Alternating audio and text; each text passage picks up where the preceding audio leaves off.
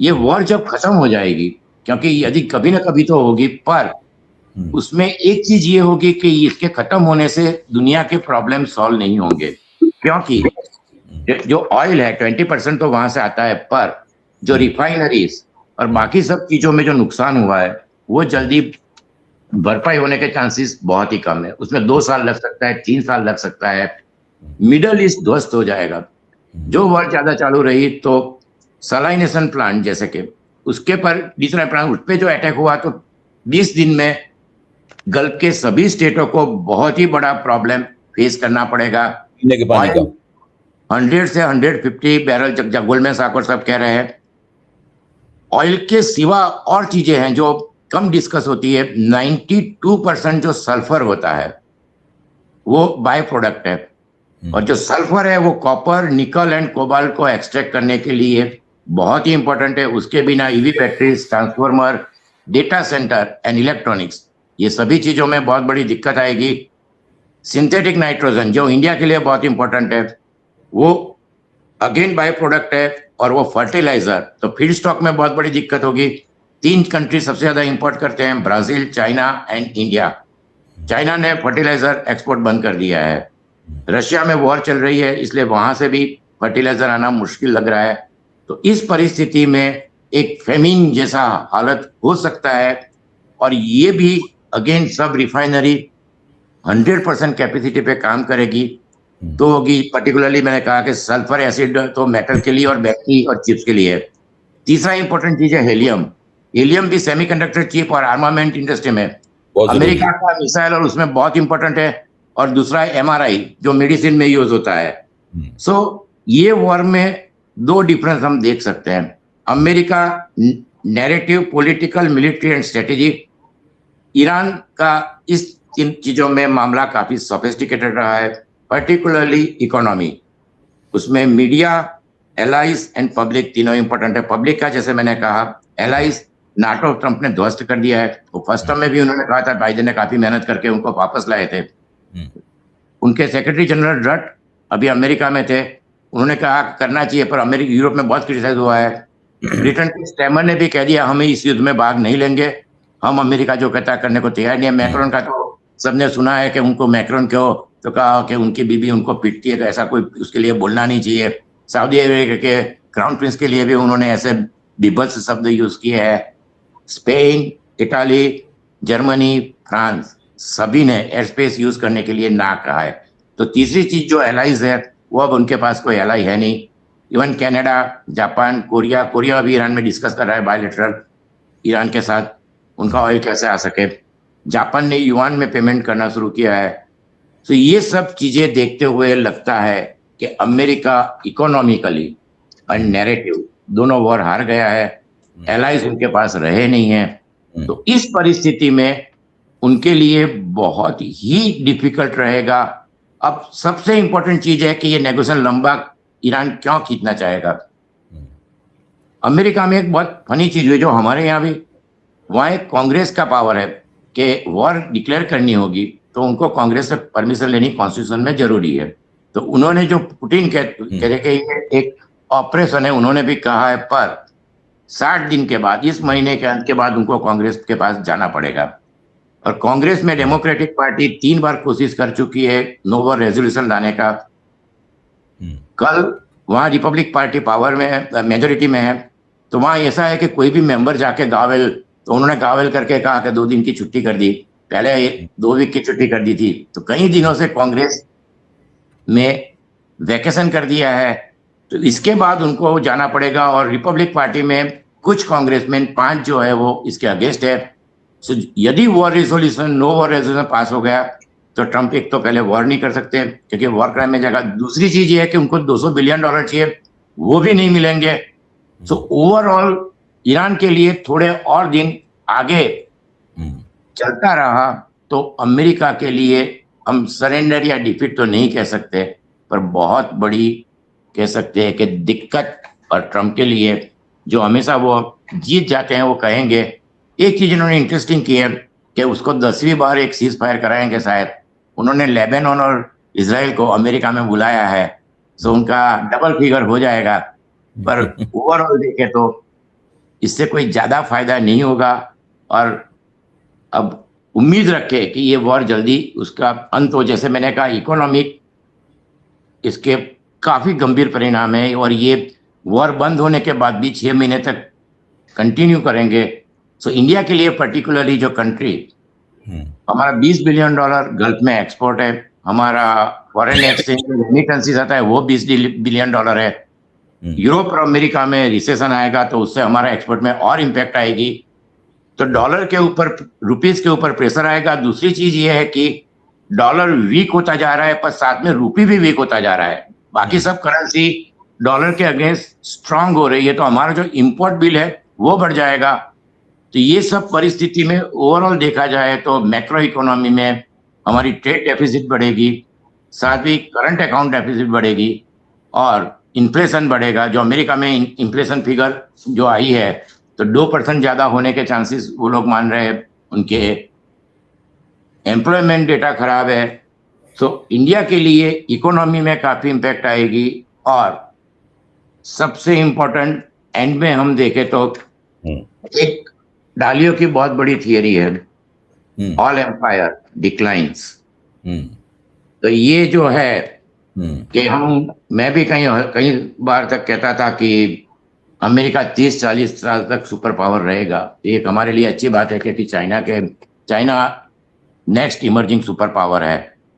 अब लगता है कि ये चीज बहुत जल्दी अमेरिका डिक्लाइन में जा रहा है, और इसका सबसे ज्यादा जो इम्पैक्ट आएगी वो इंडिया के ऊपर आएगी, क्योंकि चाइना सुपर पावर हो रहा है। न्यूयॉर्क टाइम्स में लिखा है 4 सुपर पावर होंगे, US, China, Russia and Iran.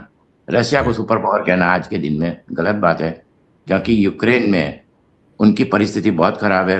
रोज के 1000 सोल्जर को मिड ग्राइंडर कहते हैं। तो उन्होंने ये एक चीज इंपॉर्टेंट सभी कंट्री के लिए है कि जो ये वॉरफेयर है पूरी चेंज हो गई है, एसिमेट्रिकल वॉरफेयर। अभी तक न्यूक्लियर पावर के लिए कहते थे, पर यूक्रेन ने एक चीज सिखाई है कि आप ड्रोन और मिसाइल्स डिफेंसिव जो करते हो। रशिया 20% पे, अभी 19% पे आ गया है। उनके 10 लाख के ऊपर सोल्जर इंजर्ड या मारे गए हैं, 8,000 से ज्यादा टैंक, 1/3, और उनका 20% पेट्रोलियम। ये सभी चीजें यूक्रेन ने एसिमेट्रिकल वॉरफेयर में की है, और ये एसिमेट्रिकल वॉरफेयर ईरान ने अडॉप्ट की है। जब से उनका अमेरिका के साथ ताल्लुक अच्छे नहीं थे, उन्होंने 10 साल से प्रिपरेशन की है। तो मिलिट्री इंटेलिजेंस ये मानती है कि 50% मिसाइल और ड्रोन उनके पास है, जिसे वो 3, 4 या 5 या 6 महीने तक लड़ाई कर सके। पर इजराइल और अमेरिका के पास ये नहीं है। आज के दिन में वर्ल्ड में 3 कंट्री के पास एम्यूनेशन है, north Korea, China and Iran. Europe का जो पूरा स्टॉक पाइल है वो यूक्रेन में यूज होगा। रशिया का पूरा स्टॉक पाइल, इवन 60s के टैंक भी उन्होंने यूक्रेन में यूज कर लिए। अमेरिका की हालत भी ऐसी है। तो इस परिस्थिति में मिलिट्री पॉइंट ऑफ व्यू देखा जाए तो ईरान का, ये हम नहीं कह सकते कि ईरान वॉर जीत सकता है, पर किसी भी वॉर में एक चीज इंपॉर्टेंट है, बूट्स ऑन ग्राउंड चाहिए। तो ये यदि अमेरिका 50,000 सोल्जर भी लाए तो भी ये जो उनकी ज्योग्राफी है ईरान की, वो बहुत इंपॉर्टेंट है। ये चीज होना बहुत ही मुश्किल है, क्योंकि इराक जो है वो भी शिया मेजोरिटी है, वहां भी उनका ईरान का रिवॉल्यूशनरी गार्ड अभी भी है। बाकी सब यूरोपियन कंट्री अमेरिका को सपोर्ट करने के लिए तैयार नहीं है। मिडल ईस्ट से उनके जो बेस है वो 19 बेस अब काम नहीं कर रहे हैं। तो अमेरिका इतने सारे सोल्जर और जो वॉरशिप्स है, आपको याद होगा कि यूक्रेन वॉर में 3 साल पहले मॉस्को एक बहुत ही बड़ा वॉरशिप रशिया का उन्होंने डुबो दिया था शुरुआत के 1 साल में ही। तो ये अब्राहम भी कुछ क्या है पता नहीं है, फोर्ड की भी यही हालत है। तो ये वॉर जीतना अमेरिका के लिए बहुत ही मुश्किल है। और जब डेड बॉडीज जाना शुरू करेंगे तो बहुत ही बड़ी दिक्कत होगी। वियतनाम वॉर में लोगों ने देखा है, अफगानिस्तान वॉर में देखा है, इराक वॉर में देखा है, और बाकी 2 वॉर में बाकी एलाइज उनके साथ थे। और एक चीज ये है कि अफगानिस्तान में ट्रंप ने तालिबान से जो वॉर चल रही थी, बाद में वो तालिबान को सौंप पे चले गए थे। यहाँ भी ऐसा लगता है कि खोमेनी से उन्होंने वॉर शुरू की थी, खोमेनी के पास जाएगा, पर ये खोमेनी उनसे ज्यादा रेडिकल है। आज कल उन्होंने बड़ी स्पीच दी है, उन्होंने कहा कि we will not go with the devil, हम हमारे एक एक शहादत का बदला लेंगे, ब्लड मनी और इस तरह की। तो ये जो खोमेनी के पुत्र है वो ज्यादा रेडिकल है, रिवोल्यूशनरी गार्ड के साथ वो ज्यादा अटैच है। लास्ट ईयर जून में रुक गए थे क्योंकि वो खोमेनी काफी मॉडरेट थे। तो ये कह सकते हैं कि ये ट्रंप ने बहुत बड़ी गलती कर दी है। और ईरान की यदि हिस्ट्री देखें तो 4000 साल में जितने भी एम्पायर उनको कॉन्कर करने के लिए आए सभी कोलैप्स हुए हैं या रिट्रीट हुए हैं, वह पूरे एम्पायर डाई। सबसे पहले था साइरस द ग्रेट, अलेक्जेंडर का नाम हमारे इंडिया में सबने सुना है, 32 साल की उम्र मारे गए, उसके बाद उससे तहस नहस हो गया। उसके बाद रोमन एम्पायर में जूलियस सीजर आया, वो कुछ नहीं कर पाया, जूलियन डाइड और कासियस बैटल ऑफ कारा में हार गए। सफाविद एम्पायर बना, मंगोल थे, वो इंडिया में हुआ था, सब कुषाण वो उनके साथ मिंगल हो गए और इल्खात एम्पायर बनाया। तो 3000 साल से इनका सिविलाइजेशन हमारी तरह कंटिन्यूस है, सोफिस्टिकेटेड सिविलाइजेशन है। तो ये सब होने के बाद एक चीज हम कह सकते हैं कि ईरान एक मिडल पावर, सुपर पावर नहीं कह तो मिडल ईस्ट में उभरेगा। और सबसे गंभीर बात यह है कि युआन में जो पेमेंट होगा तो पेट्रो डॉलर की जगह अब 70% से 60% पे आ गया था, अभी 55 जैसा चल रहा है, वो 50 के नीचे जाएगा। तो डॉलर की क्रेडिबिलिटी काफी कम हो जाएगी। फ्रांस ने अपना सोना वापस मंगा लिया, बाकी यूरोपियन कंट्री भी मंगाएंगे। $1 ट्रिलियन के ऊपर के बॉन्ड जापान, चाइना सब ने बेच दिए हैं और अमेरिका का डेट $40 ट्रिलियन के आसपास पहुंचने का तैयारी में है। तो इस परिस्थिति में डॉलर वीक होगा, अमेरिका की इकोनॉमी वीक होगी। चाइना बहुत ही अच्छा प्ले कर रहा है, वो कम बोलते हैं। गारंटर उनको कहते हैं कि चाइना गारंटर बने, पर चाइना गारंटर नहीं बनेगा, वो यूएन सिक्योरिटी काउंसिल और मिडल ईस्ट के सभी कंट्री के साथ करके करेगा। चाइना इसमें बहुत ही एक फास्टेस्ट ग्रोइंग पावर, ऑलरेडी उन्होंने कहीं कहीं में तो अमेरिका को ओवरटेक कर लिया है। रशिया पावर है पर वो चाइना के सबऑर्डिनेट पावर कह सकते हैं। आज के दिन में चाइना के बिना रशिया के लिए सर्वाइव करना बहुत मुश्किल है। ईरान के साथ भी उनका अच्छे ताल्लुकात है। और जब ट्रंप ने फर्स्ट टर्म में टैरिफ की थी तो उन्होंने अफ्रीका और Latin American country, even Europe, सबके साथ ताल्लुकात बहुत अच्छे कर लिए। आपको ताजुब होगा कि उनका ट्रेड सरप्लस 1 ट्रिलियन को क्रॉस 2 महीने पहले कर गया है अमेरिका की सैंक्शन के बावजूद। एआई में काफी आगे है, रोबोटिक्स में काफी आगे है, ड्रोन में मेरे ख्याल से दुनिया में सबसे ज्यादा प्रोडक्शन ड्रोन का चाइना करता होगा। तो इस परिस्थिति में हमारे लिए अब फॉरेन पॉलिसी में बहुत काफी चैलेंजिंग बट विजनरी अप्रोच करना पड़ेगा, क्योंकि एक और यूरोपियन दूरी बनेगी, उनके साथ हमारे ताल्लुकात है, डेमोक्रेसी अच्छा हो सकता है। अमेरिका पे भरोसा रखना, Trump is a bad enemy but is a worst friend. तो ये भी एक अमेरिका का, जब तक ट्रंप वहां बड़ा चेंज नहीं हो तब तक हमारे लिए कोई फायदा नहीं है। रशिया आप देख रहे हो, वो चाइना जैसे उनका पाकिस्तान के साथ भी ताल्लुकात अच्छे हो जा रहे हैं, 22,000 करोड़ रुपया दिया था। और चाइना को कभी ट्रस्ट नहीं करना चाहिए, उनकी तो 50-100 साल की फॉरेन पॉलिसी उनके अपने मैप है। तो इंडिया के लिए एक बहुत बड़ा चैलेंजिंग टाइम रहेगा। और इसमें हमें एक लीडर थे एक जमाने में, जैसे गुट निरपेक्ष में थे तो नाम के लीडर थे, इवन G77 के थे। और उस टाइम हम मिलिट्री या इकोनॉमिकली इतने पावरफुल नहीं थे, पर ऑस्ट्रिया के प्राइम मिनिस्टर चांसलर ने भी कहा था कि इंडिया ने हमें आज़ादी दिलवाई। कहीं कॉलोनियल पावर जो आज़ाद हुए कोरिया में, इंडिया ने बहुत इंपॉर्टेंट रोल प्ले किया है। इस तरह की नीति से हमारे पास अपॉर्चुनिटी है, ब्रिक्स के चेयरमैन है, और आगे जाके जो यदि विजनरी अप्रोच से करेंगे। और दूसरी चीज इकोनॉमी, आत्मनिर्भरता बहुत ही इंपॉर्टेंट है। यूक्रेन आज के दिन में अपने ड्रोन्स, मिसाइल सब बना रहा है, ईरान ने इतनी मिसाइल्स और ड्रोन बनाए। तो जो मिलिट्री वेरफेयर चेंज हो रहा है उसके पर भी ध्यान देके एक इम्पोर्टेंट पावर, क्योंकि 150 करोड़ लोग हैं, बड़ा मार्केट है, इमेज हमारी काफ़ी अच्छी है गांधी से लेके हम जो भी है, पर हमारा एक दुनिया में, इवन ईरान के उन्होंने भी कहा है कि इंडिया के साथ हमारे ताल्लुकात अच्छे, इसलिए हम दोस्ती जाने देते हैं उनके लोगों का जो हमारे प्रति सद्भाव है। ठीक, हमारी ओवरऑल हमारे पास एक अच्छा खासा बैकग्राउंड है, अच्छा खासा बेस है, उसके ऊपर अब बिल्ड करना पड़ेगा।